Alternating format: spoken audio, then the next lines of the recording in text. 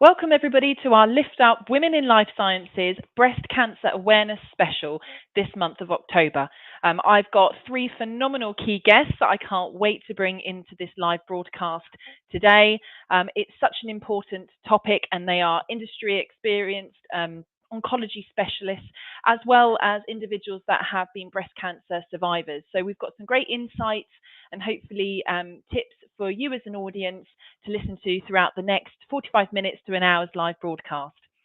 So Lift Up, if this is a completely and utterly new first time of joining us on a broadcast, we've been established now for about 2 years. And our mission here is very, very clear. It's to support, champion, connect, and inspire women across the life sciences industry, all the way from academia through to C-suite. Lift Up is a part of Fraser Dove International, the executive search life sciences recruitment experts. And really, it was born off the back of a group of female ambassadors within Fraser Dove that were very passionate and had some great worldwide relationships with senior women within the life sciences industry. And we thought, how can we give back to the industry that we're in to try and help close the gap? And we realized that with the relationships that we had, if we could get them involved in live broadcasts, podcasts, blogs to help spread the awareness, and just to support and inspire those that are transitioning into the industry all the way up through to board level, then it would be a great community to build. And we've, I think, established just over 2,000 now in our community group. We've got a 350 private membership group, and we've had over 50,000 global views since the live broadcasts have kicked off. So hugely grateful for everybody that's been a part of the journey so far.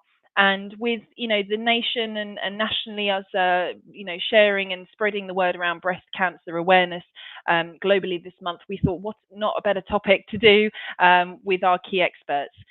So, really excited to get into this topic with the group later on today.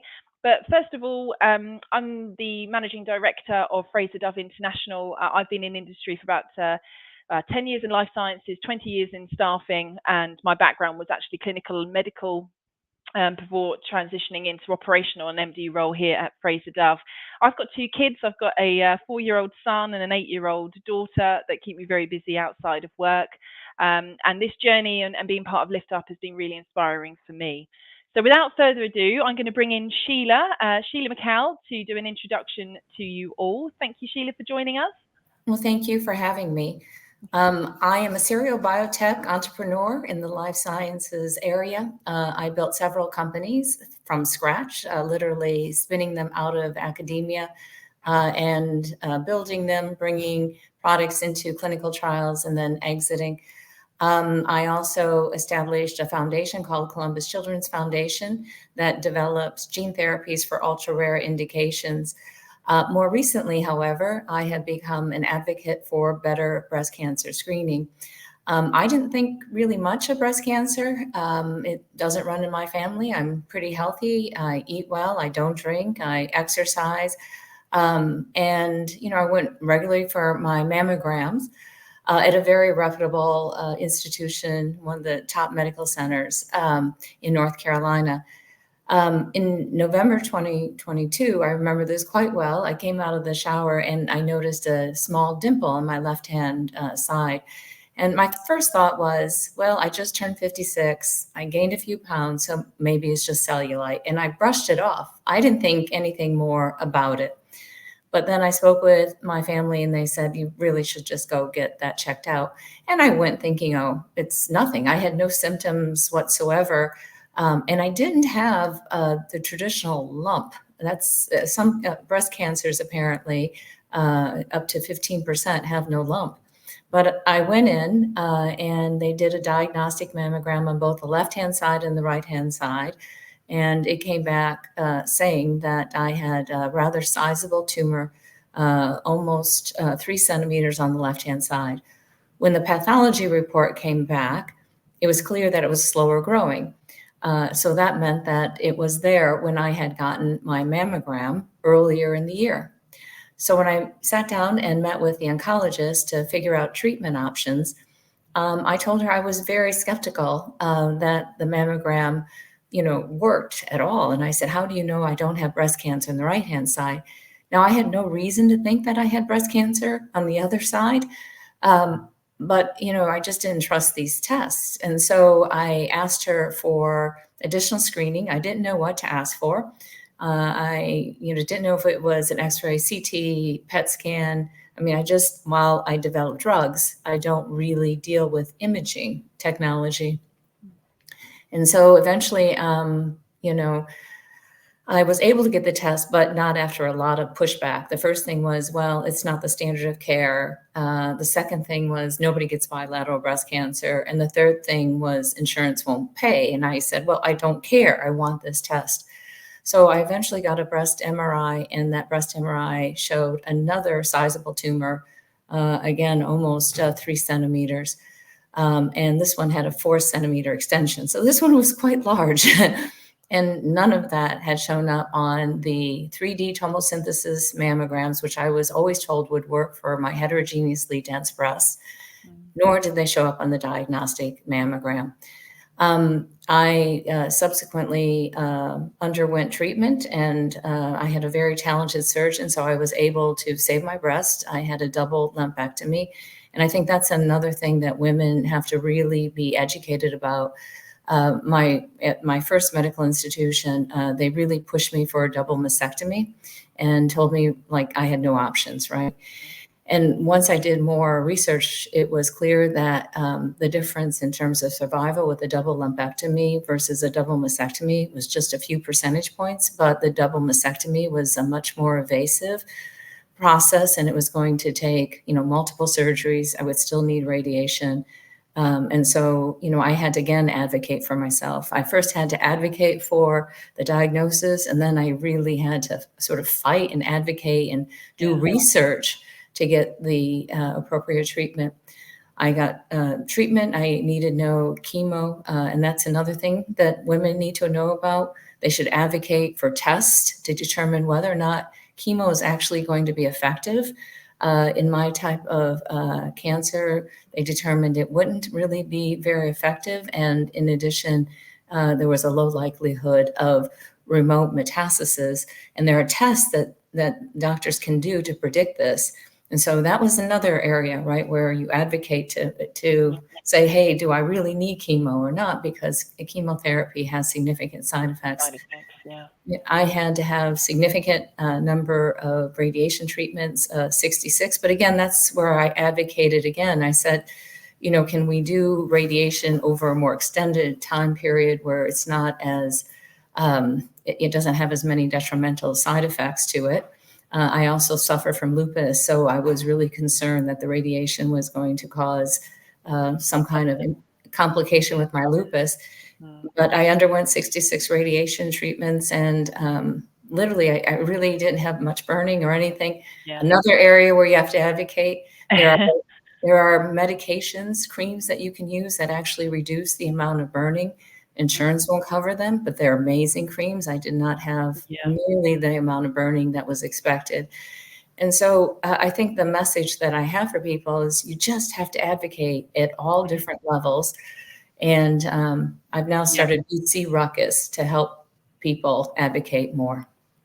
Yeah, thank you for sharing that, Sheila. And I think we talked quite a bit about the importance of advocating for yourself later on, but thank you for sharing such a personal journey. And I'm keen to also get Kat and PK in, but for those that are listening in the audience, I'm sure it's very inspiring to hear. Please say hello, build your network, pop into the comments where you're dialing in from, what part of the world, what part of practice or therapeutic area you're perhaps in industry. It's always great to hear. And I'm going to, without ado, bring in Kat. Hi, Kat. It's so lovely to have you here today. Do you want to do a bit of an introduction as well to the audience? Absolutely. So, hi, I'm Catriona Roscoe-Cutting. I've been working in industry now, particularly in regulatory, for 25 years across both industry and consultancy. I'm fortunate enough at the moment that I work for a lovely company called argenx. And I'm also a master's student in medical law and ethics in the spare time that I don't have. And I became a breast cancer survivor relatively recently. So I was diagnosed at the beginning of 2023, in January of 2023, being 4 weeks into my current job. And I'm always reminded of the business self-help book, you know, the first 90 days. Mhm. Well, I got 4 weeks into my job and I found a lump, and I think my first 90 days may have been a bit of a disaster after that point.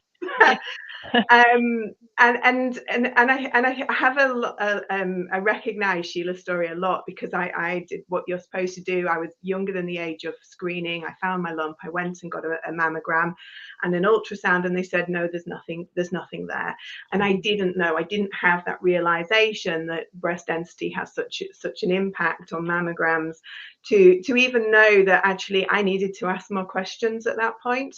And so they said, go away, come back in 3 months if the lump's still there. And I actually went through an exceptional amount of pain over that Christmas until I went back and they did a biopsy, and I had an invasive carcinoma, which they were then able to see with an MRI and do a lumpectomy. But what the MRI also didn't give us was that there was DCIS all around the invasive carcinoma. And so I had 2 failed lumpectomies before I went on to require a mastectomy.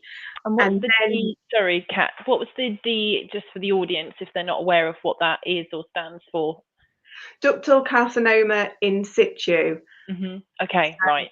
And it's essentially, I would say, considered to be a precursor to cancerous cells, but right, it needs removing just as cancerous cells do. Yeah. And I think the other thing then, you know, if you're in the US, you're very fortunate that reconstruction and the psychological benefits of that, we've moved a long way since the 80s, where it was not seen as medically necessary, and that's actually protected in the US under the Women's Health and Cancer Act. But unfortunately, places like the UK, it's not. And so for various reasons, I was denied that reconstruction where I live, including having sort of stand-up rows with surgeons telling me that I should be happy, I'll just be flat and be happy, which, you know, was very upsetting to have a man telling me how he felt about how I was going to feel about my breasts.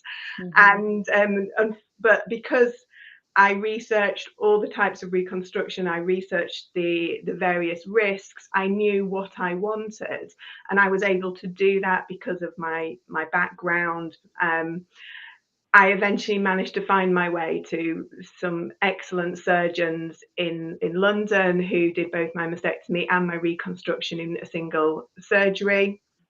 And whilst that recovery was hard, and ultimately I had 5 surgeries in a year, it was hard. I reached the point where I want to be, in terms of, and I was then obviously cancer free as well.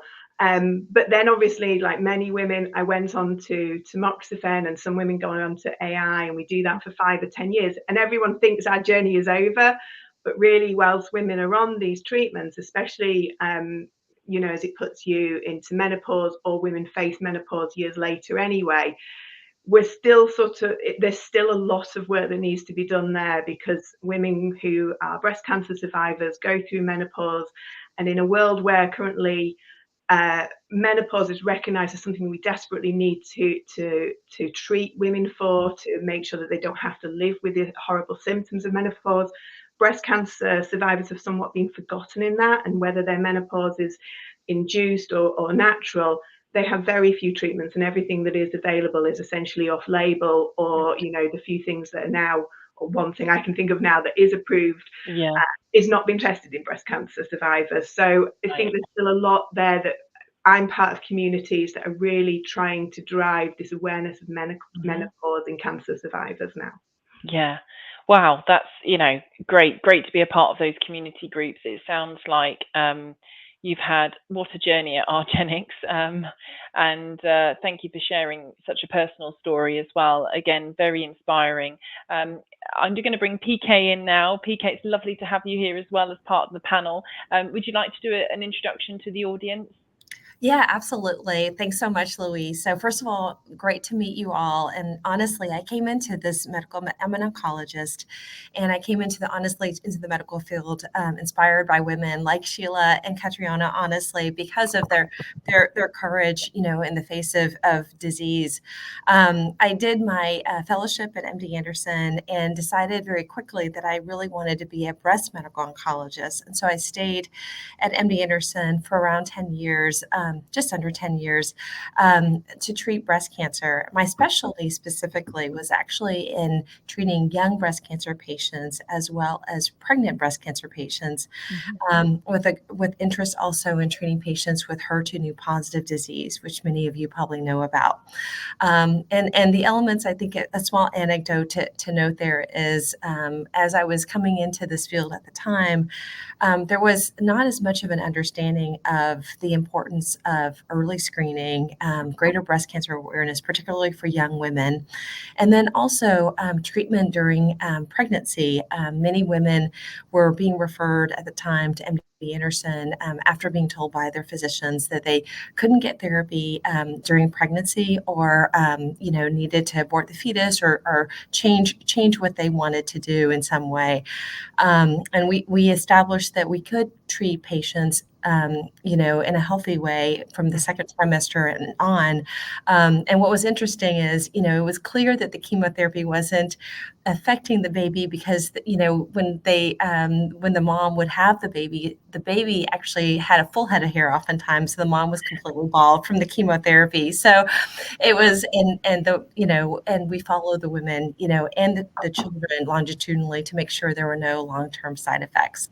But from there, I went actually on to industry and have worked for companies that have developed therapeutics for both solid tumors, including breast cancer, of course, as well as liquid tumors or hematologic malignancies. And I'm really honored to join this great panel to discuss breast cancer awareness and treatment.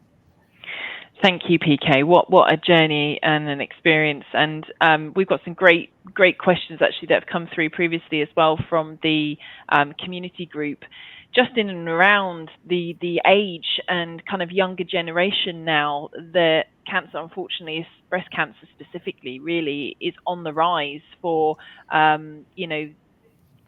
under 40s, really, because it's around the 40 to 50, depending on countries or continents, that screening starts to kick in.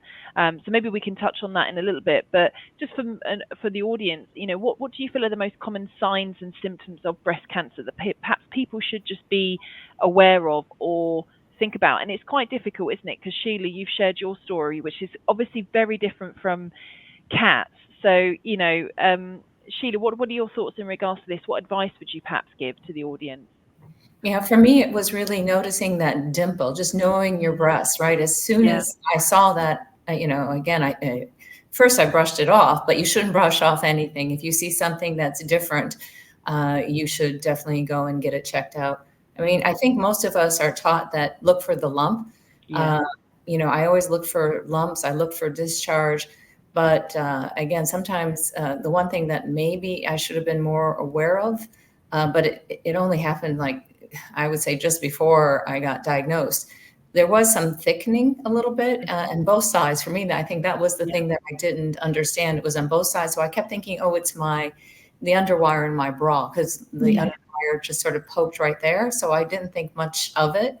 But if I had been a little bit more aware, again, I think the mammogram gave me a false sense of assurance. And that's something that I think people really have to understand. If you have a clear mammogram and you have dense breast, that does not mean you don't have breast cancer. You really need to follow that up with a breast MRI to ensure that you don't have breast cancer. And unfortunately, that's just not so easy for women to get, especially because insurance won't cover it. So it's just not standard practice. Yes. Yeah, and Kat, in regards to your experience, slightly different, obviously, but is there any advice that you would give the audience in regards to your experiences? I think Sheila already says, I think every woman should, know what's their normal in terms of their breasts, and then you understand when something is different, and then you can take that action. And again, it's that going back. If you feel it's wrong, keep going back, and you know, you need to keep pushing until you get the answers as to why you've got whatever is different, what's changed, and keep going, because you know it doesn't bear thinking about the alternative. And I, just like Sheila, I felt satisfied when I first went and they told me I had a normal mammogram. Yeah. And there was no reason for me to have gone through that sort of Christmas with a lot of pain, because you know, if I'd have known what I know now, I would have continued to push. Yeah, no, that makes sense. And PK, coming to you with a similar one here, you know, how important is early detection, and what role does regular screening play in breast cancer prevention? So when we're talking about regular screening, are we talking about mammograms specifically? PK, you might be able to share a little bit more light on this in regards to the professional side, but what does regular screening actually mean? What does it entail? Yeah, absolutely. Well, let me just actually go to the first question just very briefly, because I want to just build upon that, and I think those are excellent answers. I think, you know, one thing that, you know, in my practice that I found was that the symptomatology can be a wide range, and the elements that women really need to be very aware of is beyond the lump, which we're taught very much. It's also the potential, for example, for as the cancer potentially can pull on the milk duct, which is very common, right? A nipple inversion, right? A change, as was noted in the skin thickening or dimpling as it pulls on the skin. And then also, you know, two other symptoms I want to make sure folks really keep in mind is for women who developed inflammatory breast cancer, that can be a redness, you know, of the skin, or a heaviness. Oftentimes women describe a greater heaviness of the skin or of the breast, and that's actually a potential symptom of inflammatory breast cancer. And finally, with Paget's disease, which is a special type of breast cancer, it can cause this kind of crusting of the nipple, which looks, you know, it looks like you would think almost, oh, it's just like a rash on my nipple, but it's actually a Paget's disease. And you know, I say, you know, it with granularity, but I think it's important, honestly, you know, to increase that awareness. This relates to, you know, what you were asking in terms of, you know, early detection. I think what's really clear is, you know, with time, what we're seeing is an earlier and earlier period of diagnosis. And so you've seen, obviously, that even with mammograms, the age for utilization of mammograms has now decreased to 40, right? So previously it was 50, now it's 40. And then on top of that, what was alluded to here is, you know, the need to continue to advocate for your own breast cancer awareness. And what I mean by that is certain cancers, for example, you know, invasive ductal carcinoma is more likely to cause a palpable lump, although it doesn't always, honestly. But invasive lobular cancer oftentimes can be more insidious, and therefore it may not be able to be detected with a specific mammogram. It may require other technologies, as was alluded to, breast MRI, breast ultrasound, to better understand or characterize the cancer itself.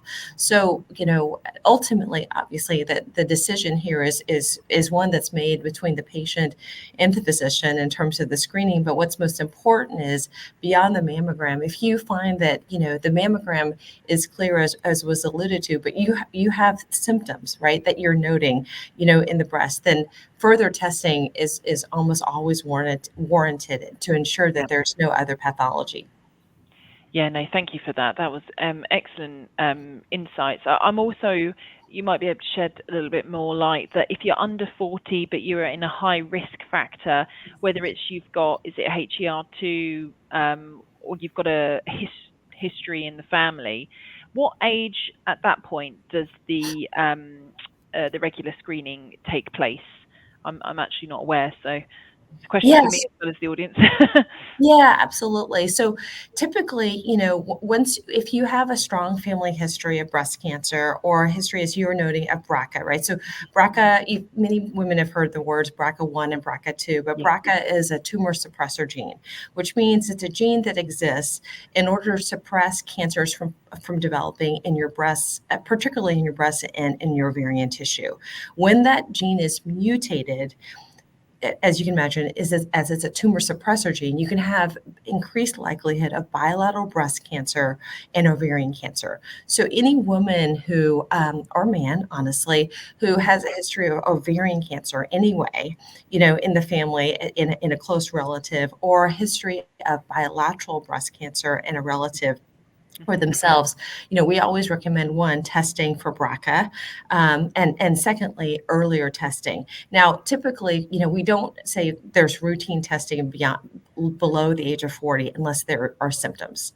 Right, I see. Okay, no, that's good to know. That makes. I think one thing though, that if I may add on that, Louise, there's not always a family link. I'm the first woman in my family as far back as anyone knows who's had breast cancer. Yeah. And I have to say, I was probably quite lax about, it wasn't really even on my radar, because I just thought it had such a strong familial link. And I was quite surprised to find that's not necessarily the case.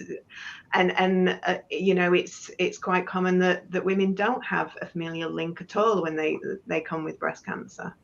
Yeah, I think it's important.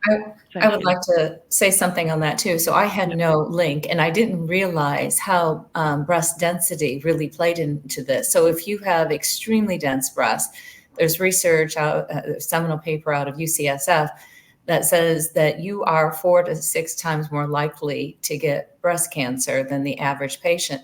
That's equivalent to family history, right? So again, breast density means that you are more likely to get breast cancer, especially if you're extremely dense, category D. So I think people who have that category, right, really need to advocate for the additional screening. Doctors won't automatically put you in that high risk category, but there's evidence now that says that you are at higher risk. Yeah, no, absolutely. I think that actually leads on to this question, which was in my mind, was that, from a lifestyle factors perspective, I completely heard what you said earlier, Sheila, that, healthy, eats well, but just generally speaking, are there things within life that you can, think about to try and reduce the chances of breast cancer, perhaps? PK, is there any thoughts in regards to that? I'd imagine smoking, reducing that, or not smoking, alcohol, but things like breastfeeding had come up actually in a conversation not long ago with myself. So yeah, is there any thoughts in regards to this? Yeah, absolutely. I can start, and I'm sure the panel would like to weigh in, but I'll start with a few kind of scientific factors that I wanted to mention. So one is obviously, as you alluded to, so thanks, Louise, for bringing up many of these points, as is alcohol intake. And so, drinking greater amounts of alcohol is known to increase what's called the aromatization. So, you heard Kat mention AIs, or aromatase inhibitors. And just to give a little background, what those are basically that in your body you have your adrenal glands, which sit right on top of your kidneys, and those create, or they produce, male hormones, and those male hormones are then converted by an enzyme called aromatase in our fat tissue, and unfortunately all of us have some fat tissue, into estrogen, and that estrogen can drive the cancer growth. And what alcohol has been found is to increase that conversion from the male hormone to the female hormone, increasing the potential for growth of estrogen-driven tumors. The other elements are, obviously, unfortunately, increasing weight, only because as you develop, as I mentioned, increased potentially fat, that's an area where you can have increased conversion, right, of the male hormone to the female hormone, or aromatization. And then there's some controversy, honestly, in other elements, right? So people talk about phytoestrogens, which can be healthy, but then they are a plant estrogen. So, and the last element that I'll of course, bring up, and I know there's many others, are breastfeeding. So during the time, as women breastfeed, oftentimes that actually produces a period in which you it reduces your estrogen levels during that time, right? Because that's why sometimes people used to say, oh, when I'm breastfeeding, I'm less likely to get pregnant, right? So for the, breastfeeding can, have that positive effect. The negative effect, obviously, is the fact that sometimes, I've had women who've said, have come to me and said, oh, I had a delay in diagnosis of my breast cancer because my doctor said it was a plugged duct, but it wasn't. It was a breast cancer. So that's the only area to ensure that there's greater breast cancer awareness, even during times of breastfeeding. Yeah. Okay. Wow. That's a lot of information, but really, thank you for sharing that. No, it was really insightful. Is there anything to add to that, Kat or Sheila, from your part? No, I would just say Wow. a lot of healthy women, right, who live very healthy lives get breast cancer. I still remember, when I was first diagnosed, the oncologist looked at me and said, well, now you've got to really clean up your eating, which I found really upsetting because I eat extremely well. And she was very overweight, and it was almost like the canned speech. And I was like, really? Wow. Well, it's good to know for, people that are just conscious of diet or alcohol intake. That's really insightful scientific knowledge to share there, PK. So thank you. I'm just quite keen on the clinical trial side of it. Are we seeing further development in researching sort of new breast cancer treatments? How close do you feel like we could be potentially from a cure? I know that you're kind of all in industry, Kat on the regulatory side, PK, so you've all got probably your own experiences, connections, networks within this space. But PK, what are your thoughts with this question?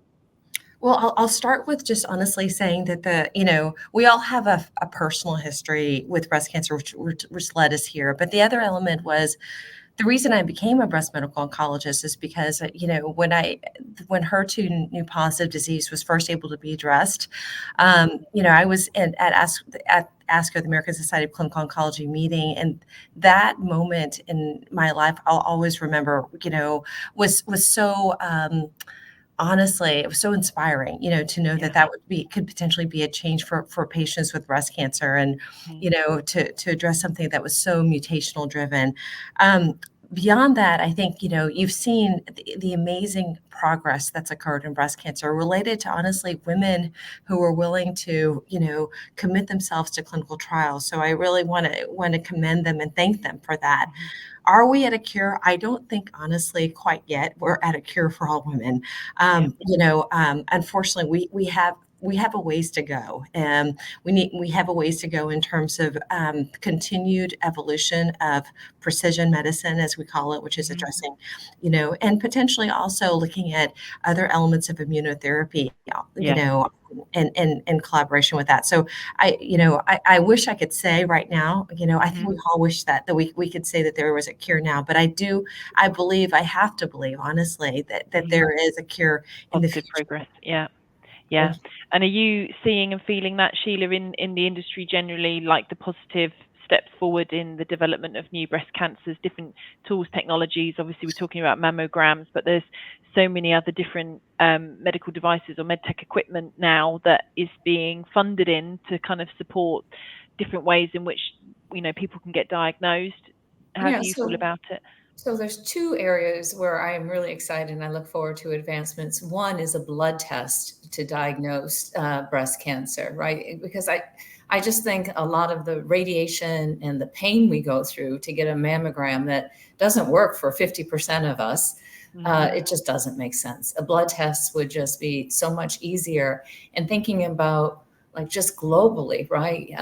Equitable access on a global basis. An affordable blood test, which again, it seems like technology is there. We just have to work a little bit harder to get it over the finish line for a diagnostic test. And then the second thing is cancer vaccines. With the success of Moderna and others with cancer vaccines for melanoma, why not breast cancer? And I know it's a little bit more difficult because there's so many different phenotypes of breast cancer, but I look forward to a cancer vaccine. Yeah, great. Thank you for sharing that. It's two great bits of things to just look at, moving forward in terms of advancements in technologies and treatment ideas. Is there anything on your side, Kat, obviously going through the experience, that you're seeing or feeling would be great to be invested in, or you're seeing that level of investment happening now? I think right now where we're at in terms of reconstruction, it's advanced a long way, and there are a variety of options for women when they go for the reconstruction. There's, as I sort of mentioned in my introduction, there's still a number of challenges in some countries to ensure that women get that opportunity to have the reconstruction and to feel the psychological benefits of feeling whole or complete after a mastectomy from that reconstruction. And I think I'd like to see more done to continue to protect that for women, and to make it so that they can always access the reconstruction that they need to be able to move forward from breast cancer. Yeah, no, I completely agree. And I think there is a direct correlation in, from a mental health perspective, that people are really struggling after the treatments, after the surgery, whether it be depression or a sense of not feeling like themselves, and that can take a long time. We had this question in around what are some of the misconceptions about life after breast cancer that you'd perhaps like to address. But just to throw into this question as well, because I'm not too familiar, but what are the general kind of guidelines or rules as to when you can't be in that category for reconstruction? Like what situation do you need to be in to have reconstruction authorized? I respect the UK and the US. I think it's quite different in different places. I think in the US, as I say, it's protected under the legislation, but in the UK it is not, and it's a sort of a somewhat limited service then on the NHS, and various criteria to do with health factors, through to actually quite a relatively low BMI number for some reconstruction, especially if some women have mastectomy, not realizing that once you've had a mastectomy, they also then shift the goalpost even narrower to access the reconstruction. And certainly during COVID, reconstructions were not offered. It was just simply you could have the mastectomy at that time, and I think it caused a lot of damage to a lot of women. And so right now, I think don't think the psychological impact I can only speak for the UK, is really recognised. Yeah. And what's the statistics? You can probably lead on from that as well, PK, but what's the statistics of the amount of people that actually have full mastectomies in the end? Is that quite a high percentage, that those that suffer with breast cancer? I think I'd have to defer that one to PK. Yeah, I do. I just popped into my head. What are your thoughts? Yeah, I mean, honestly, the number of mastectomies is continuing to decline. With greater education and understanding, and I think the two women on this panel today know this very well. And the element of reconstruction, I think that the main barriers beyond, as you allude to, Kat, the physician barrier, there can be some barriers with relates to previous radiation, right? So if you've had really recent radiation, it reduces the ability to heal. So there has to be some time, right, for the skin to recover what we call as elasticity, right, and increased likelihood of healing. And the other element is some plastic surgeons do, put a limit or, on recent smoking, because also smoking can also reduce the likelihood of healing following reconstruction. Those are two main elements. Okay, and coming to you with this sort of main question then, Sheila, are there any sort of misconceptions or, anything you want to add around sort of life after breast cancer that's worth highlighting? Yeah, I think for me, just because the way I was diagnosed, it's a real mistrust of the medical system, which is problematic when you're going through treatments. Like, you get a piece of information, you verify it 3 different ways. I think other women who I know who found their breast cancer after clean mammograms, they feel very similarly. There's just a distrust of doctors and medical systems, and Mhm. you know, you're always sort of paranoid about everything that people are telling you. Is it really right? And you know, how many times do you have to Check. verify? Yeah. Yeah. Because I mean, you've obviously been in the industry for a number of years. You've got a great network and connections.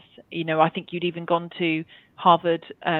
You know, connections and people that you've got in that kind of medical field to almost get their advice and thoughts, and you know, to help you advocate for yourself maybe a little bit more. Would that be fair to say? I mean, there's a lot of people out Yeah. there that probably don't have that level of industry knowledge or connections as well. Yeah, I think my outcome was much improved because of the connections I had, because I was able to get to, you know, a very skilled surgeon who was able to take out the tumors on the first go around with clean margins. She did a phenomenal job.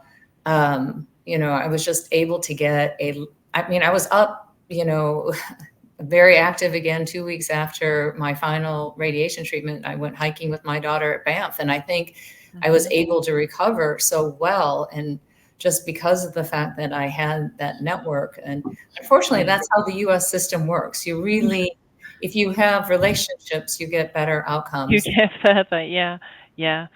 No, I mean, and that's a good and a bad thing to some degree. It's great to Oh, have it's an yeah, unfair thing. It's not yeah, right. It really is I mean, it's not how much money you have, it's really how many connections you have to get to the right doctors and the right information. yeah, And it should be more equitable and more transparent. I think especially on this dense breast screening, I think that I don't understand why the burden is placed on the patient to demand a breast MRI. I don't understand why, when radiologists look at women's mammograms, they don't say, we can't see very well. We really recommend that you have, you know, either an ultrasound. Ultrasounds don't really work so well, though.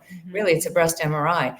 I don't understand, you know, in other areas, if you go for a colonoscopy, you don't have to really sit down and figure out, are they using the right tool to figure out if I have colon cancer?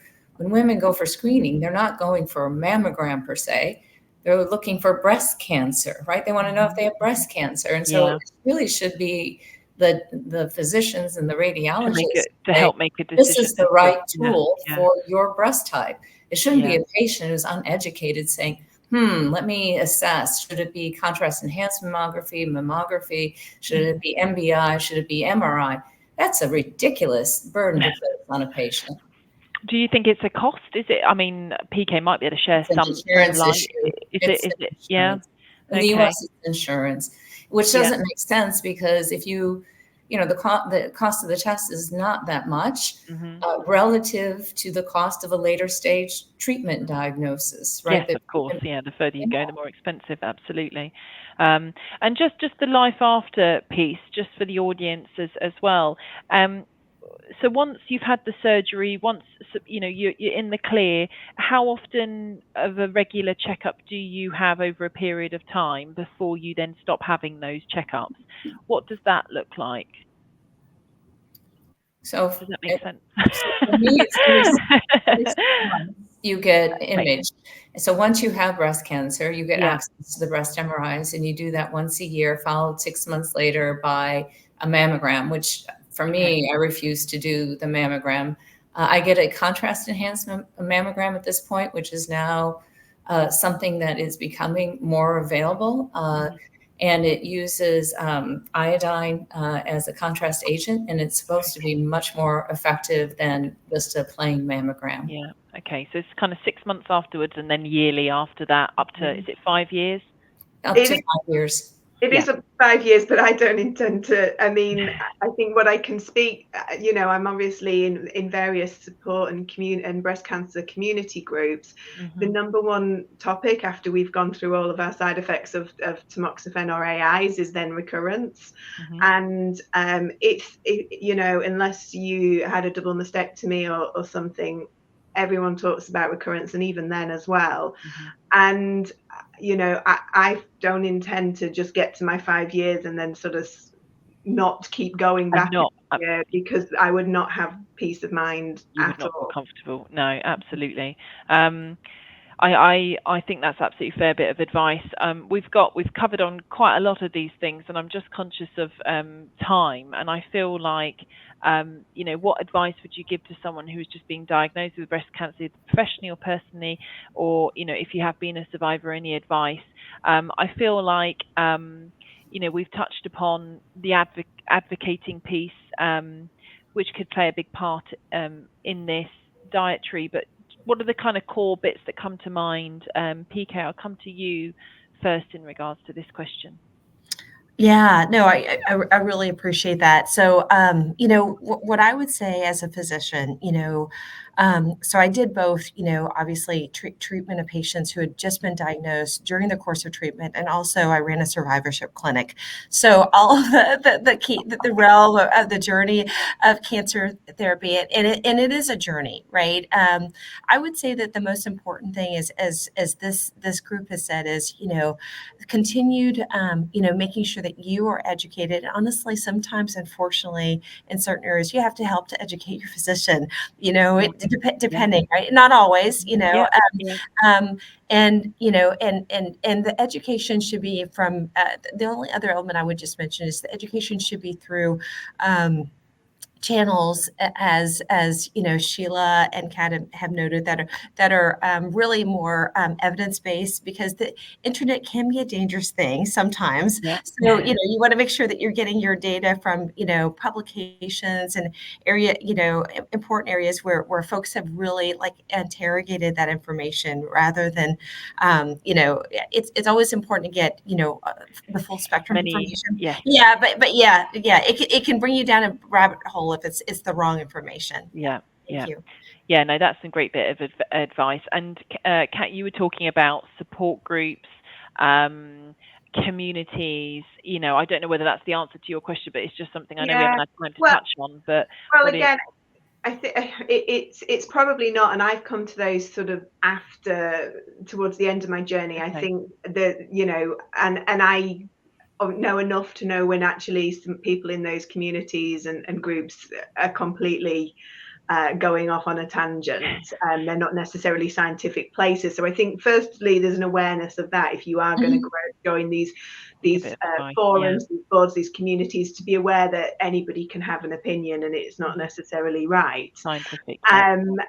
If I had somebody close to me who got breast cancer and who was not themselves scientifically literate, my advice to them would be, to find an advocate, to find somebody to help them to advocate on their journey, because it is really essential to get the treatment path that you want, to have that advocate with you. And anybody close to me, I would offer to do that.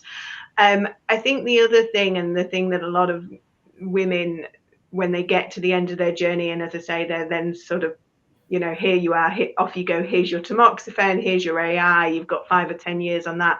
And I think for some women, they think they've come to their end of the journey and it's all roses at this point. But the thing that I see more in the communities than anything else, as I say, is the discussions of the impact of those medicines on women's lives. And going back to the comment earlier about what else can we do right now with tamoxifen, I think the statistic is around 50% of people have ended their treatment prematurely at around 4 years, if not earlier, because they struggle so much on these medications. So they're saving their lives but giving women a poor quality of life. So I feel that I would, first of all, I think women need to be aware that this is happening. If they're educated, if they're understanding, and they have support through these medications, they can get to stay on them for longer, and these medications will do the good that they need to do.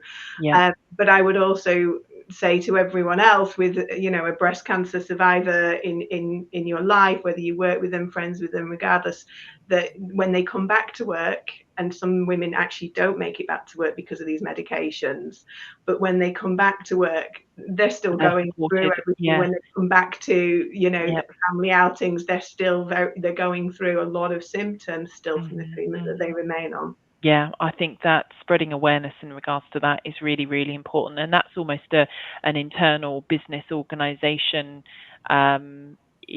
needs to be a strategy internally in the business, doesn't it? Looking at supporting employees. Yeah. Yeah. No, thank you for sharing that. It's really important. I love going to come to you, Sheila, as well with this question. Yeah, I have some thoughts. I think it's really important to know the type of breast cancer you have. So breast cancer, when people talk about breast cancer, we don't all have the same disease. There's a wide variety of different types of breast cancers, and depending on what type you have, the treatment may be different. And I think, and also the appropriate doctor to treat you may not be the same, right? So knowing your type of breast cancer, finding a doctor who specializes in that breast cancer, I think it really is much more helpful. I think that's a great bit of advice, because I think similar to what you've also said around, don't want to go down a rabbit hole too much with having to do a bit of self-diagnosis and what it is that you need to have treatment-wise.